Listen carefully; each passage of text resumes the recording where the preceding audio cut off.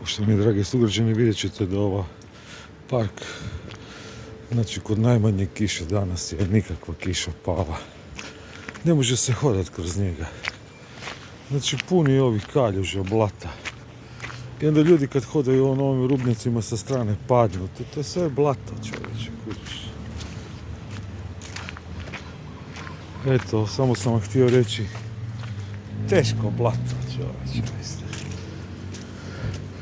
Šta ja znam, po meni je to seljačizam, teške seljačine. Znači, ovaj rubnjak nije dobar, možete pas previsik. Ili barem da je zapunjen s kamenjem, ali to onda treba biti riješena i odvodnja sa strane. Ja sam džabe snimao 6 i nešto tisuća videa. Gackam u Puli po blatu, ko u doba Adama i Eve, jebi ga. Znači, pun park, voda, lokve. Ok, kad se osuši, ali na prvoj kiši park je nefunkcionalan. Imamo 3 klupe, 2 kante za smeće, park Nikole Tesle, ne. Nikola Tesla ima najjadniju rasvjetu na svijetu. Znači, reflektor koji mu je okrenut, nikako, to svjetlost ovog reflektora je nikako. Moj Tesla.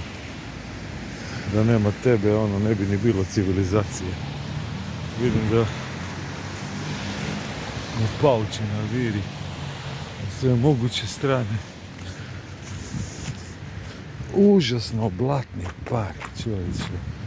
Ljudima se ovdje baš i ne prolazi. Znači, totalna jadnoća, čovječe. Pa vi niste u stanju napraviti jedan jebeni park, čovječe. Jednu stazu kroz park niste u stanju napraviti. Prilog tome, evo. To bicikle prolaze kroz najveće blato. Tu morate to zaobilaziti, tu je neki asfalt. Ne znam, užasno, čovječe.